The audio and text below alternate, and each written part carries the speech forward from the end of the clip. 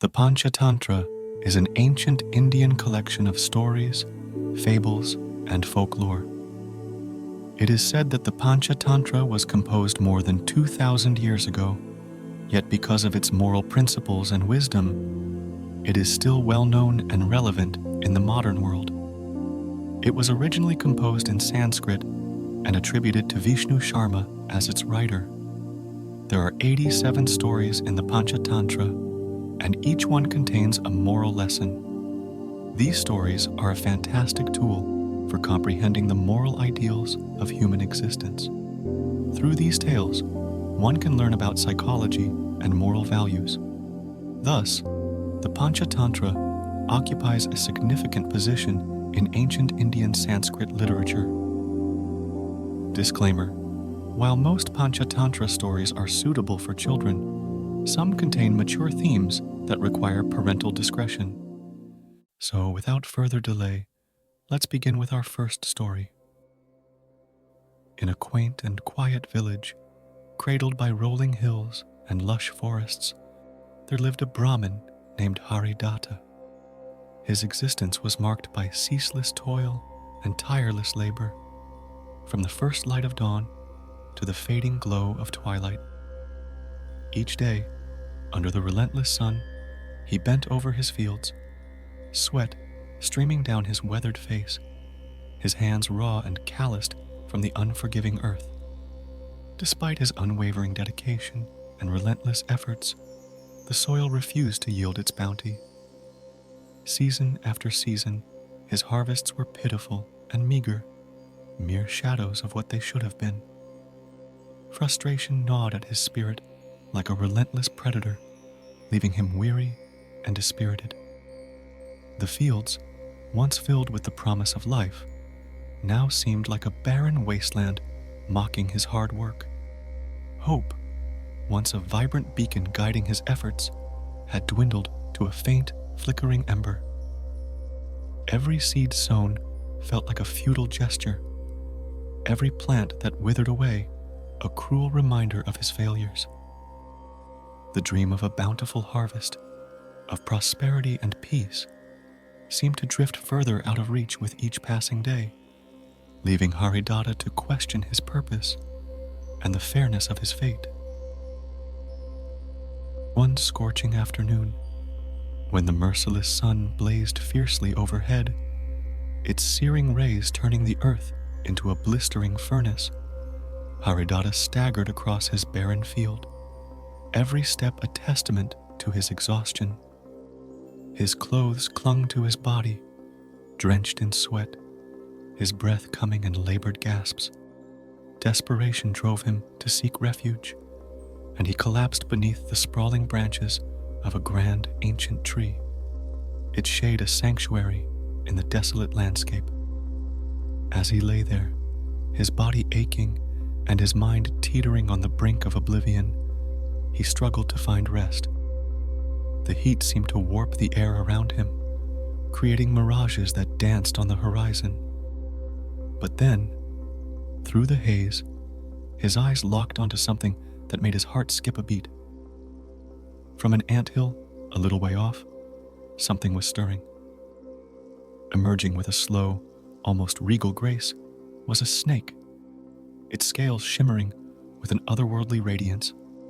It moved with a sinuous elegance, its hood expanding to reveal intricate patterns that gleamed like burnished gold in the harsh sunlight. The sight was both mesmerizing and terrifying, a creature of undeniable power and beauty. Haridatta's breath caught in his throat as he watched the snake, its eyes reflecting the sunlight in a way that made them seem like molten gold. The snake's presence was commanding, as if it held dominion over the very earth itself. At that moment, beneath the ancient tree, Haridatta realized that he was in the presence of something far greater than himself. Haridatta's thoughts raced. This must be the guardian deity of my field, he mused. How could I have been so blind to neglect paying her homage? Perhaps it is her displeasure that has cursed my land. With newfound resolve, he hurried home fetched a basin, and filled it with milk. Returning to the anthill, he spoke with reverence. "Oh, protector of this field, forgive my ignorance and neglect. Please accept this humble offering." He placed the basin of milk at the anthill and retreated, hope flickering in his heart. The next morning, Haridata approached the anthill with bated breath, his heart pounding like a drum in his chest. The dawn light cast long shadows across the field, and the air was thick with anticipation.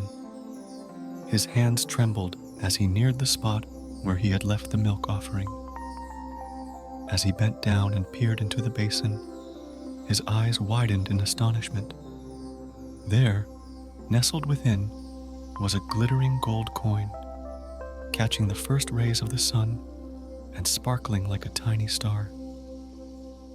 Haridata's breath caught in his throat, and a wave of elation surged through him, washing away the fatigue and despair that had clung to him for so long. At that moment, it felt as though the heavens had opened up and poured their blessings upon him. His heart swelled with gratitude and hope.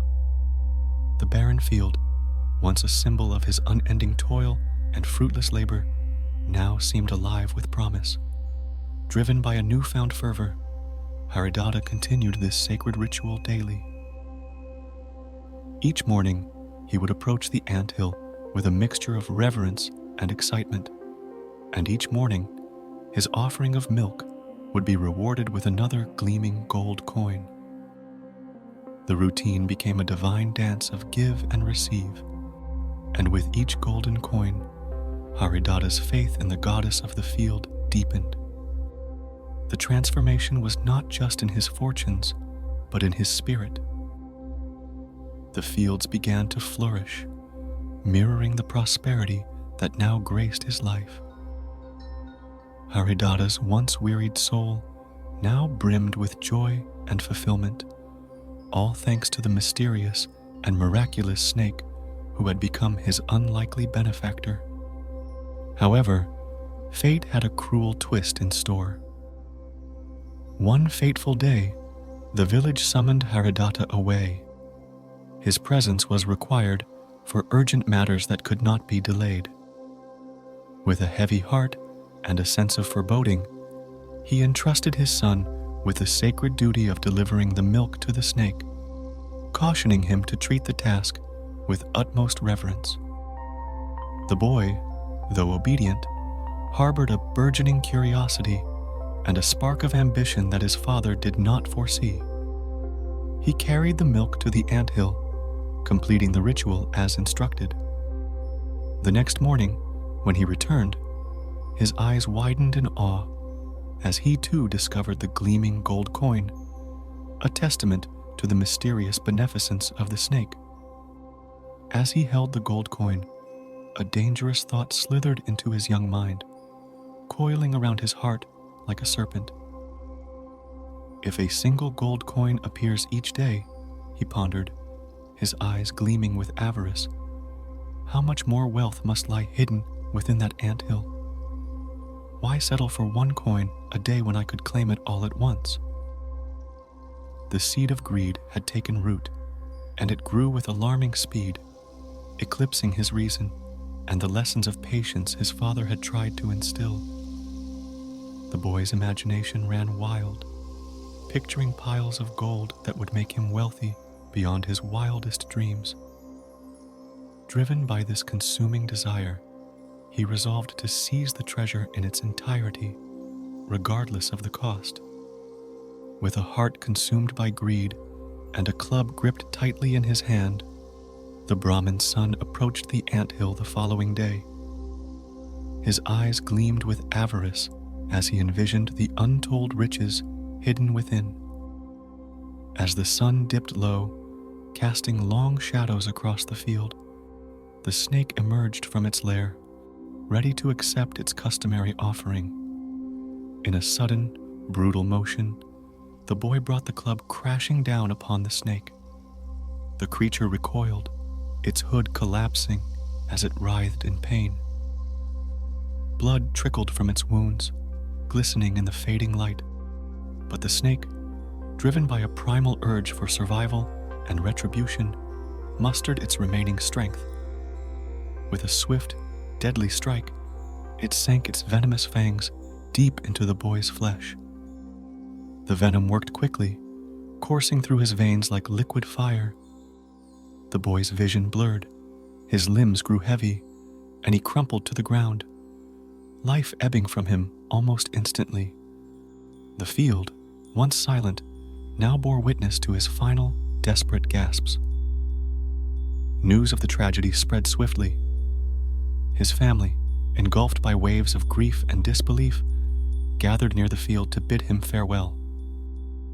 They constructed a solemn funeral pyre, the flames licking the sky as they consumed the boy's earthly remains, carrying his soul to the afterlife. When Haridata returned, the weight of the calamity that had befallen his family struck him with the force of 1,000 storms. Grief etched deep lines into his face, but within his heart, a somber acceptance took root. "Justice has been served," he murmured, his voice a whisper on the wind, recognizing the dire consequences of his son's reckless actions. The next morning dawned with a somber stillness. Haridata, burdened by grief and regret, made his way to the anthill, his footsteps slow and heavy. He carried a basin of milk, the once simple act now a sorrowful ritual. His voice trembled as he chanted praises for the snake, his words a desperate plea for forgiveness. Time seemed to stretch endlessly as he waited, each moment filled with the weight of his sorrow. Finally, the snake emerged from the anthill's dark entrance, her eyes cold and distant, glinting with a blend of ancient wisdom and fresh anger. "Greed brought you here," she hissed, her voice like the rustling of dry leaves in a bitter wind. "Not even your grief could keep you away." Her gaze bore into Haridata, unyielding and sharp. "Your son, in his foolishness, struck me, and I, in my fury, struck back. Our bond is broken. The pain of the club's blow and the sorrow of your son's death cannot be forgotten." As she spoke, her words seemed to pierce Haridata's heart. With a graceful yet deliberate motion, she offered him a lustrous pearl, its surface shimmering with an eerie, unspoken promise. "Do not return," she warned, her voice now a whisper of finality. Without another word, she vanished into the depths of her home, leaving Haridata standing alone, clutching the pearl. The weight of the snake's words and the loss of his son pressed down on him. He turned away from the anthill, his heart heavy with sorrow and regret. Haridata returned home, a wiser man, yet the ache of his son's folly and the snake's cold rejection lingered. The pearl in his hand was a stark reminder of the price of greed and the fragile nature of trust. Now let's look at the moral of the story. What did we learn? Haridata's tale stands as a poignant reminder of life's harsh truths.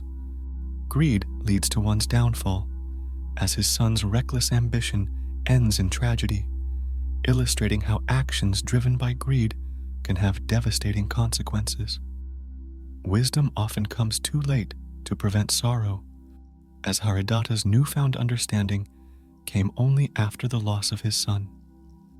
Ultimately, true prosperity comes from patience and reverence, not from reckless ambition shown by the fleeting blessings he received when he approached the snake with respect, compared to the enduring grief brought on by his son's impetuous greed.